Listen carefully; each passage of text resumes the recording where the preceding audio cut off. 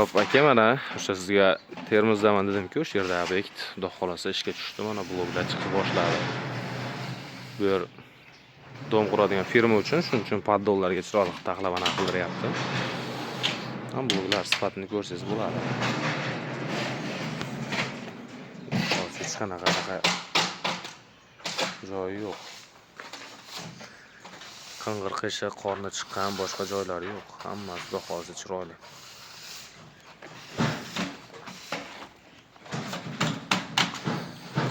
Yo'llar terilganlar.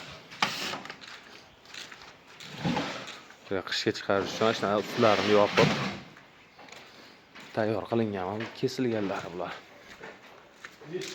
Kesib bo'shatilib olinyapti. Ustiga chiziqlar endi hali tepasini tekislaganda tushib qolgan, uni strashniy emas bular. Mana yo'llari.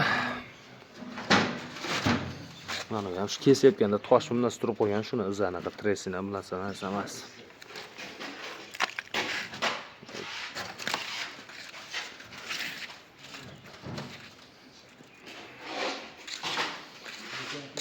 Endi 40 ta qolib bo'lgan uchun 3 ta liniya qilingan.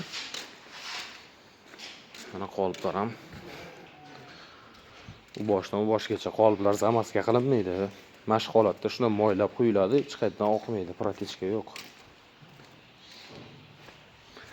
Mana surishnoy reskasi bu nafsaki qo'shib beriladi, чтобы kesadigan paytda svet o'chib qolsa, boshqa bo'lsa, mana shu rushnoy reskada kesib olish kerak.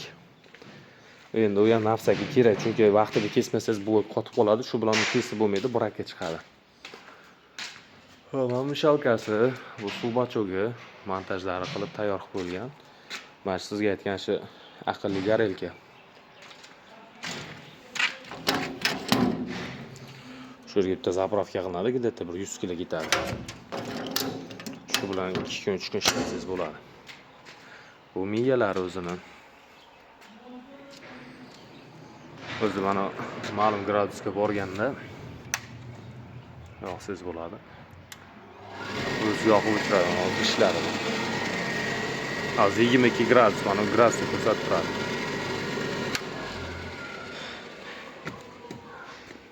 Tepa gözlar suvini tortib beradi.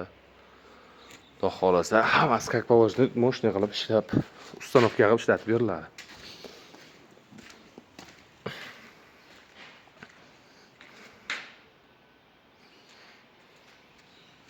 Qishki sharoitga shunaqa mana usti yopiq, ichidan ham отдельный kamera qilinadi.